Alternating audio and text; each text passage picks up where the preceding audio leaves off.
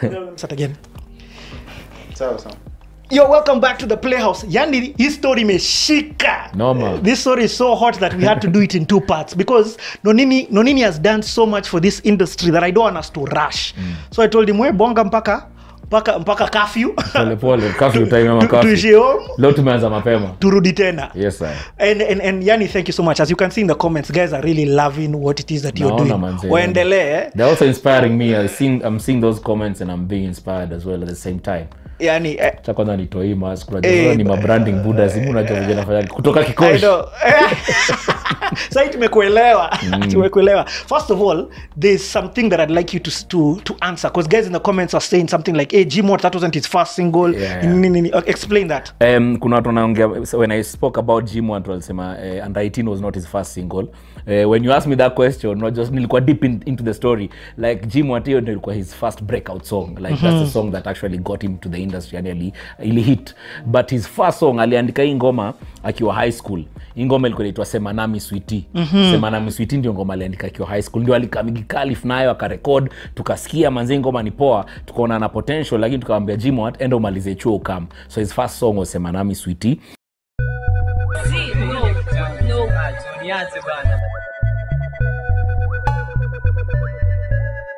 Sema nami sweetie, last time leliksoro maze, mambo ikuwa fiti, lakini sana hisi, bila wekize, nitachizi.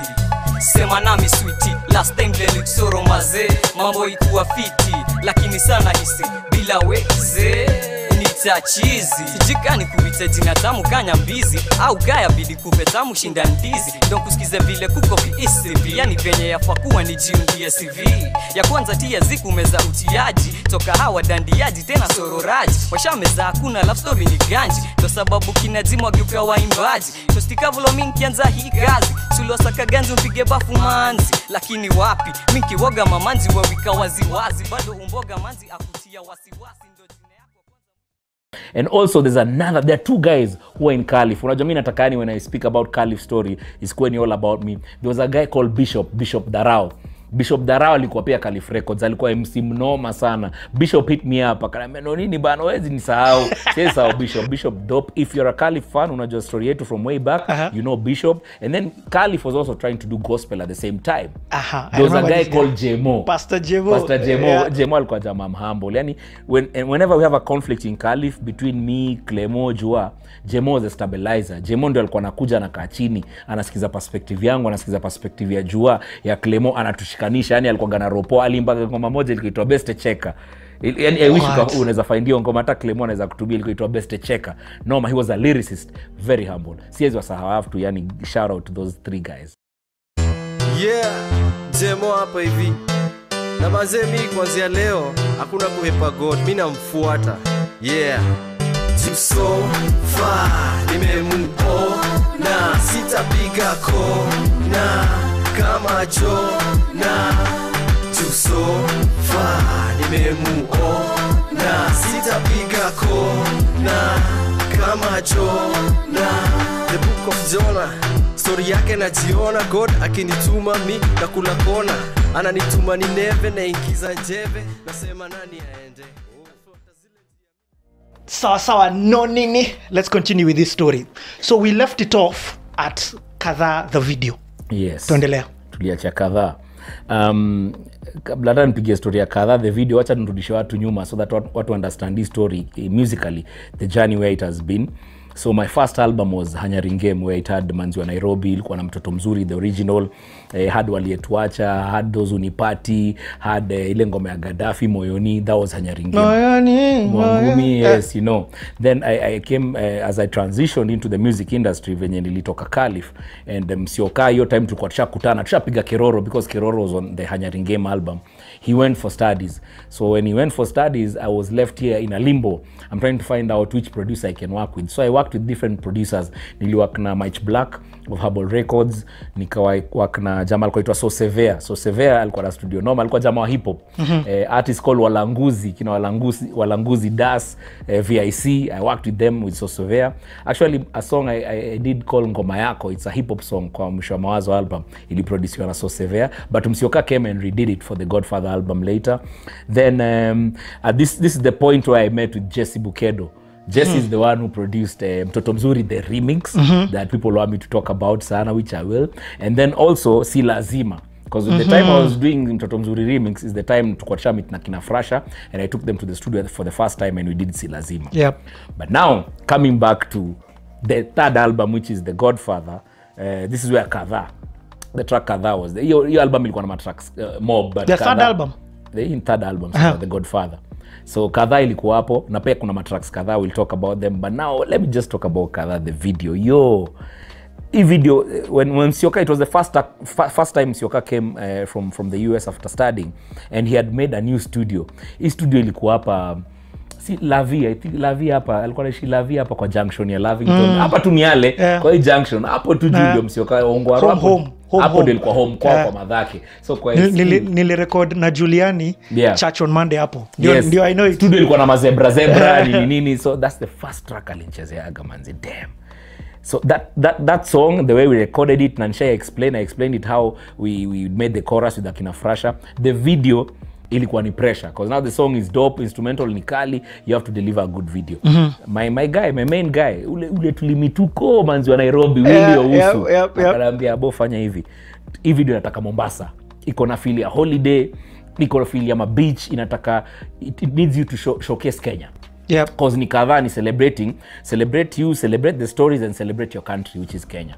Tukashikana 3 sawa, Nissan tukahaya, jaza madem, jaza crew, Nissan ingine jaza equipment, ingine security. Shikana barabara Mombasa Road, ingia Mombasa. Fika Mombasa, piga Watamu, there's a friend of mine, she's a lady, she's called Linda Long, has a resort there. A dope resort. Alikuwa anajua hizi muziki zetu, ashatuita mashow, tukapiga mashow kadhaa. In fact I was going to ask you how did you know her? Tulikuwa tunapiga mashow Watamu, Malindi. So every time we do shows, she used to come to our show. So one day she told us, like, if you guys want to shoot a video, my house is open. And I thank her by the way, because without that how Kadhaa ingekuwa whatever it was. So she hosted us for a whole weekend, Friday, Saturday, Sunday. Watu wameingia kaa dhate. Watu dhate. Sawa. Lakini madem ndio walikuwa wengi. Ratio ya madem na machali 1-5. Noma, because tulikuwa tumeingia kazi, you know. And there's a behind the scenes that I have of that video shoot iko kwa YouTube page yangu. It was stress. You know, you as the artist who's paying for the video. Work job. It's not all fun and games. But the cast and the crew you bring, actually, especially the cast, out to them, they're having fun. Holiday.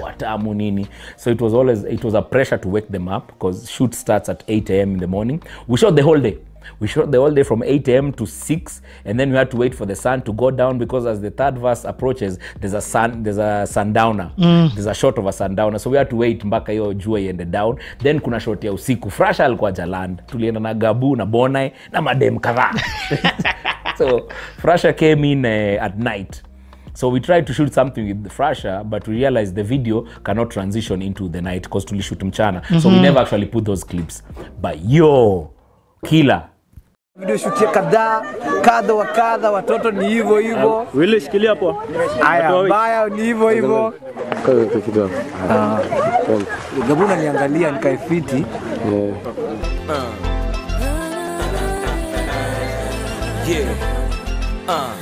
Love Godfather. Oh, Godfather. We love. Niaje watu wangu. Tumechelewa kidogo, tuko behind schedule kiasi. Lakini sasa at least vitu zimeanza kuwa poa. Acha tuone kama mademo yanatoka hapo achangamke poa. Nini, mbona mademo wapatikani haraka? Ni nini wamefanya mademo? Mademo wako wanajibeba tu, wamekunywa breakfast nikawe kwa Hilton. Jana waliwasha sana nini? Mimi nataka kubig up the 7th time. What's up mtaki? And I'm enjoying it. Tuko karibu kushoot hii video ya Kadhaa. Na nimekunywa drinks kadhaa. Na maaction na kila kitu Jomo aganafanya. Nasema tuwezi ishi na usanii. Daily kwa prove wrong tunaongeza vitambi. Utasimamishaje kifaa kwa mbele. Itakutana kila kitu fungua pasia wewe. Bongo jue mchezo jo kuicheza tunaanza kwa uwanja. Wacha watangulie waende joko kwanza, wanze na moto kisha watoe jasho brother. Kijeli Sasa kuna noma, mtoto anasema anataka kuwa kwa pool ndani, anataka kuwa kwa shot. Lakini asha change. Kwa nini ana decide mali atakuwa? Kwani kuna mdangaji? Kwa nini ana decide mali atakuwa? Is the director who decides. And nilimwambia nilisemaje, follow instructions ndio naambia. Alesi ndio director hii video basi. Anaweza kuja director. Bob. Kwani nini? Hebu nitie Bob. Buganya hapa aka matenza kiasi sijalala, lakini inanarukia huko kibao, huko bao anawasha huko video Nonini madada kadhaa kila kitu kadhaa. Small amegraduate leo kampo, niko na jaka tu siku moja kakafika hapo. Brother amedungwa promotions. Bob unajua mimi siwezi anza kuongea na madem, mimi si wajua. Ni wale madem najua ndio hao. Ngoja come tu ya mimi na mimi yangu. Amina. Sasa mimi na kwa kamida. Anasema hata kwa short ya bold. Si ana direct video. Wewe complicated. Mlikuwa na machali kadhaa? Hakuna machali. Kuna machali. Zusha. Hakuna machali bana, madem ni kaa 17 na machali ni 5 hii. Zuka. We need variety. Madirector hapa ni nini? Na usiwe na wasiwasi ataka exam umedunda jamaa. Uwezi jua labda ende the future Obama.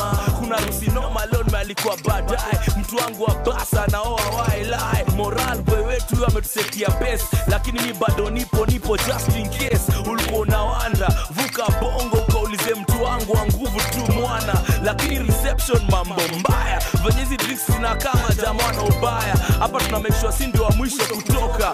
Unakuwa manikachu umepigwa solda. Hii ni basi ya mabachila wote wale wametuacha. Sisi tuna celebrate vile watoto kibao tunawapata.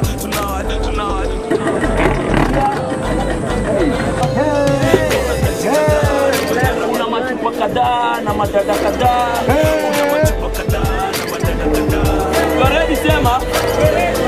Una ganzi kadhaa na mngara balaa.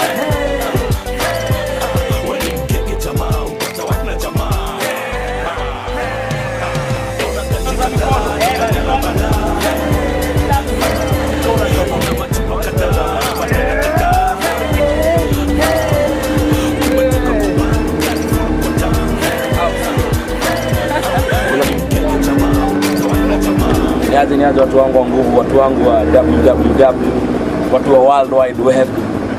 Tuko world wide. Ocean. World wide Indian Ocean hapa. Champagne. Bona.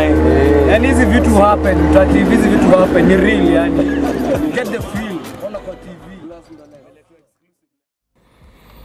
Yeah, so manze we shot the video.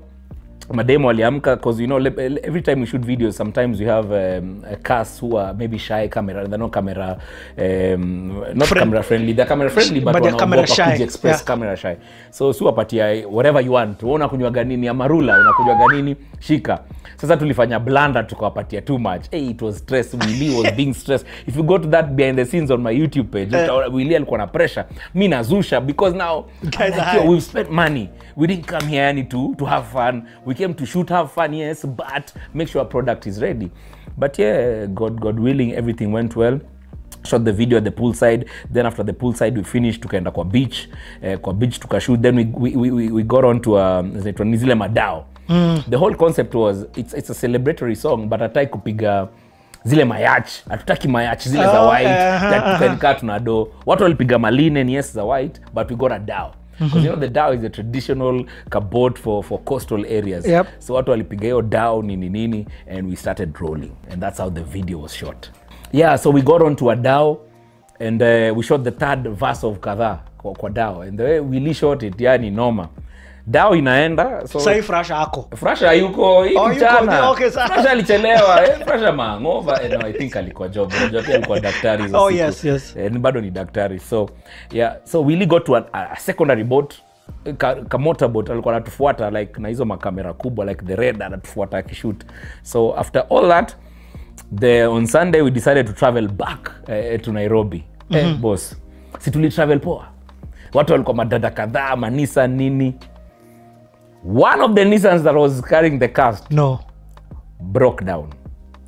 Gearbox sijui ilifanya nini. Si gearbox kuna ile oil mwagika nini bas. Ilimwagikia katikati ya Voi. Tuko almost kufika Voi town. Matri kachapa. Okay, ingia Voi kwa ile petrol station, kuna Voi mali watu park, then decide kutaendaje. Matri hizi songa na ni ya tours. So mwenye tours anasema hii Matri itoki hapa. So you guys have to find a way of getting that cast to Nairobi. One Matri has the equipment imejaa.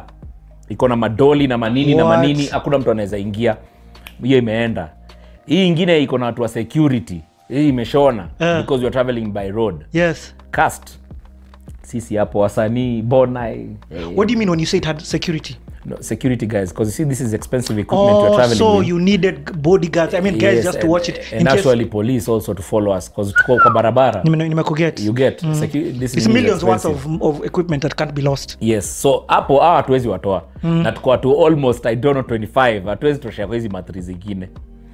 I'll give you that clip weke. Utaona tukirudi we got on to hizi matatu za Kikamba. So unajua ni Voi kwa hizi matatu za tundu uchazaga hizo maklunda. Tuliingia kwa hiyo matri.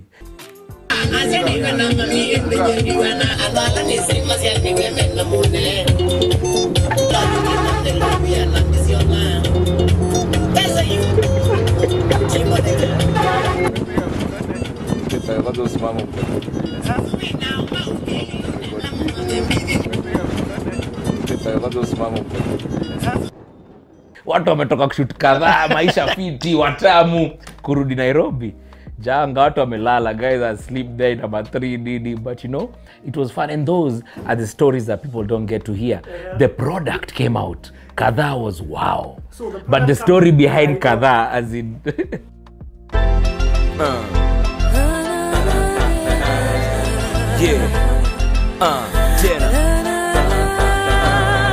in celebration ya watu wote wale wana live their dream.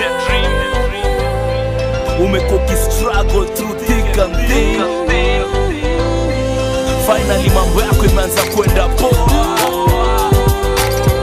Through patience na persistence tumetoboa. Waafrika tumefika mali tulikuwa tunataka. Big up Obama, now ni Godfather. Oneni mambo vile inaenda sasa, dunia nzima vile mgenge anaandika ukurasa za history bana, na ma-action na kila kitu jo mwaga nafanya. Nasema tuwezi ishi na usanii, daily kwa prove wrong tunaongeza vitambi. Utasimamishaje kifaru kiwa full speed mbele, itapita na kila kitu, fungua pazia wewe. Bora ujue mchezo jo kuicheza kwa uwanja. Wacha watangulie waende jo kwa kwanza, wanze na moto kisha watoe jasho brother. Kijelimo jo unaanza kuwakaribia, ona sasa vile unawapita ukiwa smilia. Finish line iko karibu jo imekaribia, moyo inadunda taratibu inakimbia. Hiyo ndoto yako na ndoto yangu mimi naishi, kwa hivyo imba karibia, celebrate na meme. Kauna kanji Kadhaa na mangara bala,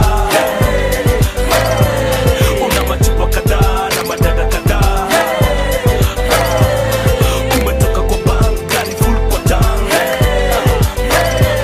Wani mgege jamaa upata wana jamaa. Niko full mzuka KMC ama, na wezi guzaina manebwali ama. So sione vile mziki jo inaanguka. In fact, and I want us now to move into that element of, first of all, you're behind the scenes ni crazy. I want to be with them. Ilikuwa noma, ilikuwa narudi. But then now you release this song. Yeah. And where as you were struggling before to get airplay and things like this from your history, now you're a guy whose friend is Beat of the Week. Yeah. I want us to talk about this song coming out Beat of the Week, but then I also want to talk about Pinye. Because a lot of people who come onto this platform, they stories of Pinye si poa sana. Watu wanaogopa kupiga stories za Pinye? Yes. Okay. Not si kuogopa, wanasema Pinye ilikuwa na wakatia airplay. Okay. So I want to get your thoughts as an artist. Okay, sir. So first of all, hii lichezwa Beat of the Week. How did we receive it as the public?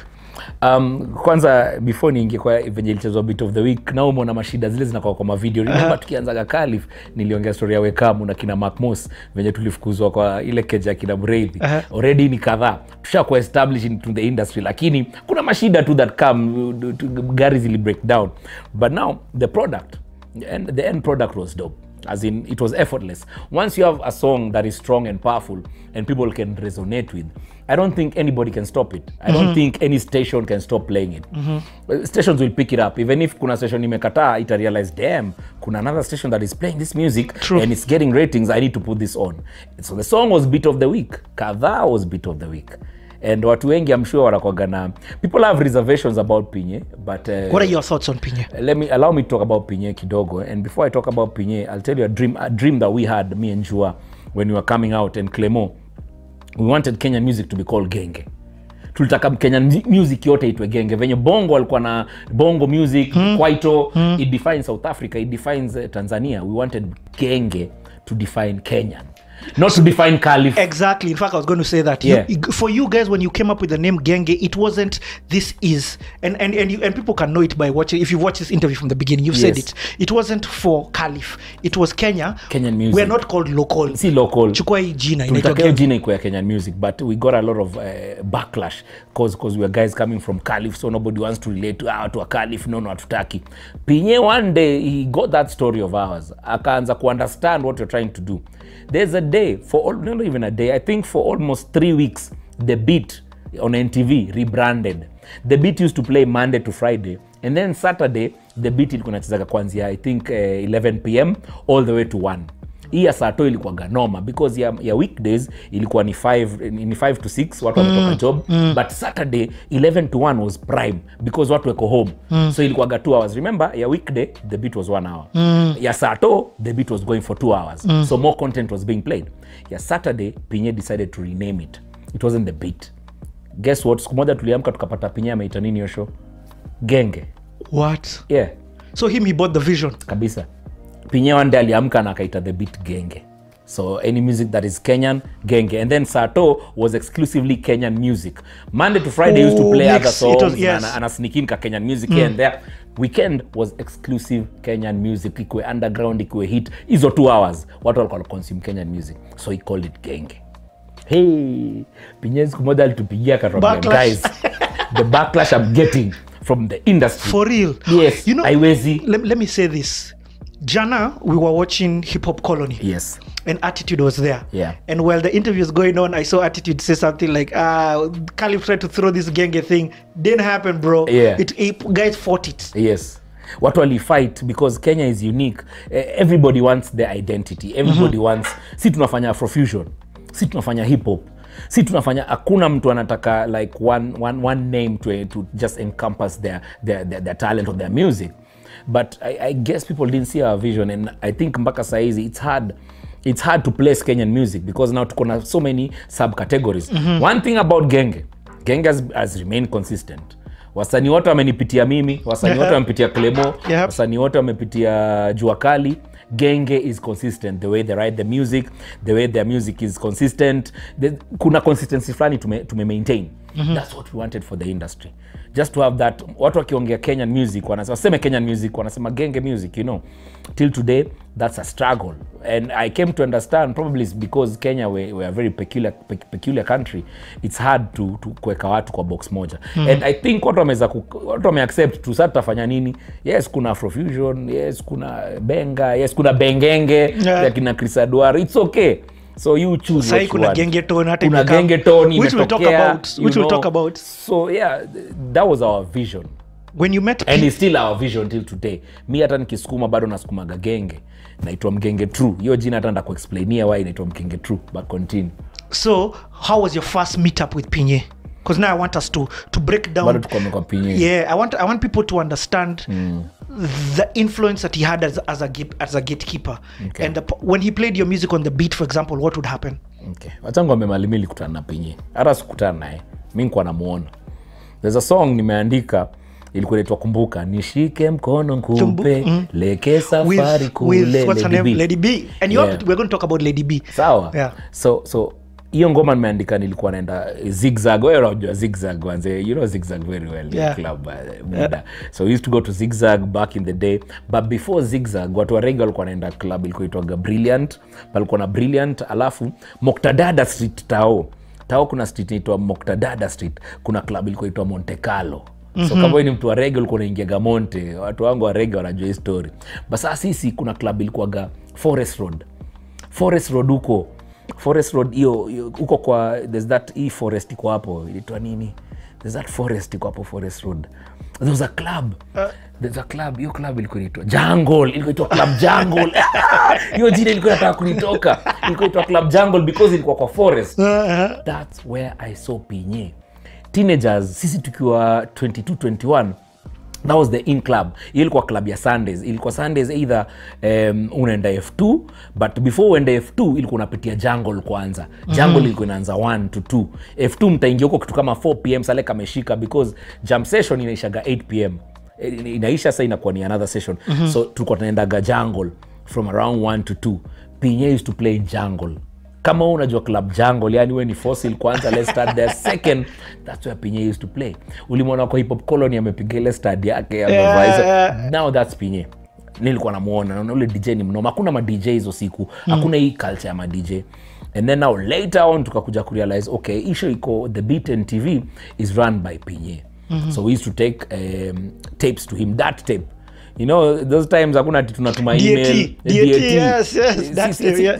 Digital audio tape. Yes, tulikuwa tunapeleka that tape. Kwanza that tape ilikuwa ni ya muziki first. Let's start there. There's a way we were taking music to the radio stations. Kabla CD, we used to take that. But before that, cameras came with this small tape. I don't know what's the name. We used to buy them at 1,000 bob. Mini DVs. Yes. So that's how we used to take videos. Now imagine, it was so expensive. Yani, you shoot a video, then the mini DVs are expensive. Actually, I think they're about 3,000 back then. And you have to buy for every station. Every station. Because uchukui mini DV ati download ati ukipeleka Nation unacha mini DV, KTN kila mahali. So it was expensive, bro. Alafu unapeleka hiyo yote, ngoma ichezi.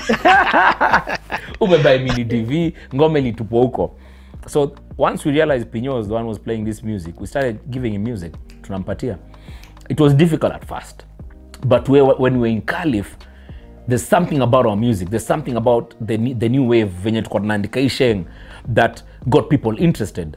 Manzi wa Nairobi, Ruka, hiyo time yote. Pinye hakuwaga na issue na sisi because that music had demand. Because you see... But also there was not that many video options for pop culture. But zilikuwa hata low budget. Kuna zile marap kwa MIC, nimekupatia. Unajua kina judge. Kina judge washukio walikuwa na shutizi ma video. So the music was speaking for itself. So akicheza, watu walikuwa na request. There's a friend of mine, my business partner, is called Bernard Bansoft. Like the beat, palikuwa gana scroll pale chini ya SMS, like you can request sijui SMS 2122, then una request ngoma. Hiyo system ilitengezwa na Bernard of Bansoft, is a very good friend of mine. But now and I've seen some videos I've been sponsored, or I've seen Bansoft on a lot of videos. Yeah, he's also a publisher. Bansoft is also a publisher. Like he's in the music industry. We'll talk so the requests made Pinye play the music. Hata kama understand muziki kwaje, requests watu wanataka ngoma za Calif, wanataka manzi wa Nairobi, wanataka Ruka zilikuwa zinachezwa. Alafu hiyo time Ruka na manzi wa Nairobi way ahead of their time. Usione hizo video sasa hivi ukacheka. Hiyo time manzi hizo videos zilikuwa top.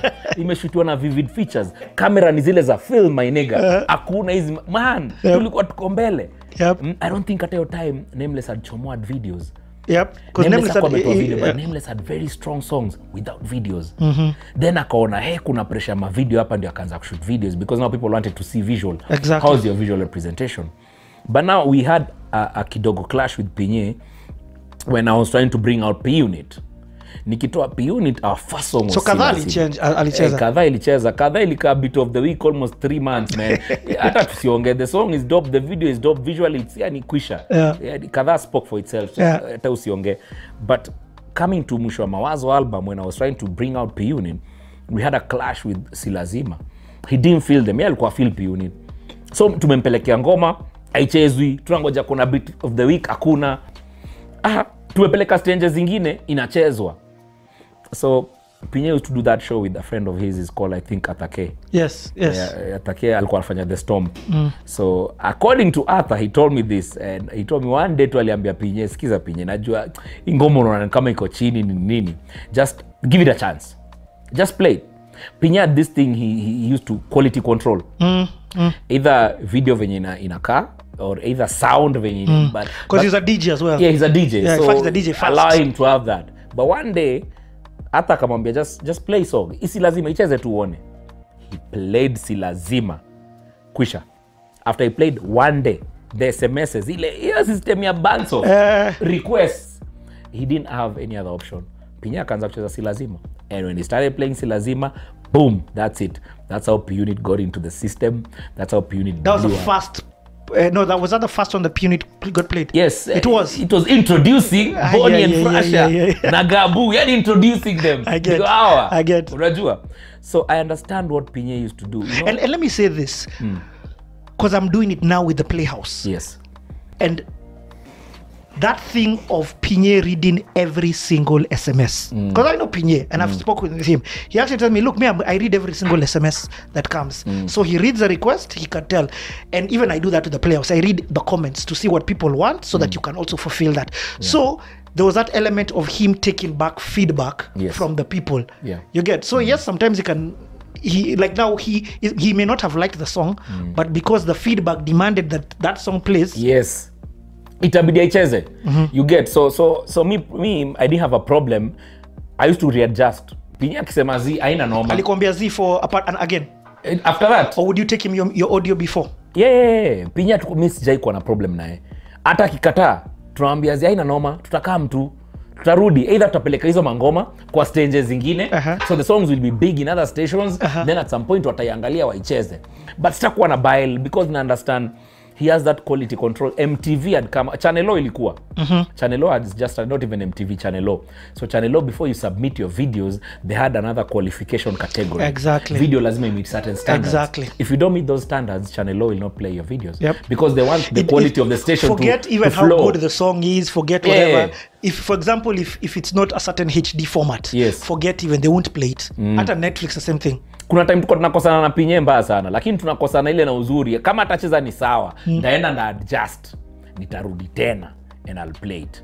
And then now Pinye got into a phase. There's a time he changed, and you know, if you haven't met Pinye, I think he's very arrogant. He doesn't talk much. And ni hard umuone. Or he says it straight up. I want to straight on your face. But he changed. I think something personal happened to his life and he changed. And right about the time he changed was the time that I think that Owen was doing a song with the Mbona. Alifanya na nani anaitwa nani, remind me? Deno, alifanya na Deno. So the songs that had a message. And by the way, what people don't understand is Pinye who financed that video. Ni Pinye alifinance your video. So Pinye just just to enforce his quality control, he started like being more inclined to music that has a message, to music that has more inspiration. So if you have this kind of music, Pinye used to love it and he used to take it and play it. And he didn't see ati alita watu kwa a conglomerate meeting akawambia tengezeni inspiration. It was natural. Anasikiza ngoma kama iko na inspiration flani, he'll take it, he'll make it beat of the week. There's something he was trying to pass also to the audience. He has that control. He's the one who sets up the playlist. Mbona, and it's the same time I did Kala Kwa Face. And Kala Kwa Face also made it to the beat of the week without even us talking or chatting. Alisikia tu ngoma akasema wow, you know, ini ngoma gani? Yani umechange direction, unaongea juu ya community, unaongea about the marginalized people, unaongea juu ya albinism, automatically just made it. So Pinye ni kumsoma. Anataka what? Msome, hata kuambia ubongi na soma industry. And that's the industry. Industry ni kusoma, what's the wave? What's the wave right now? What do people want? What do people are inclined into what? Enda nayo. Lakini usifollow wave blindly. Define your own. Define your own character. Don't just go kwa sababu ni wave. Yeah, define your own character within that wave.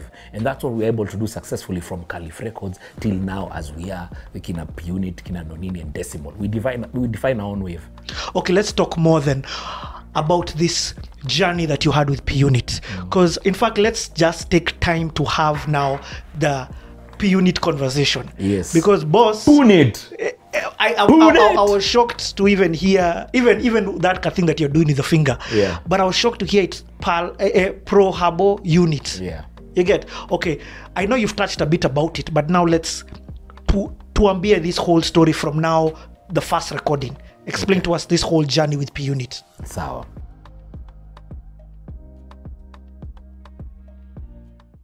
Niaje watu wangu, thank you so much for subscribing to my YouTube channel. Yani guza hapo juu, yani every time you watch a video kwa hii channel, subscribe, au sio? Utakuwa unanijenga, yani thank you. Yani hizi ma content tunazitengeza, sabu yako tu subscribe.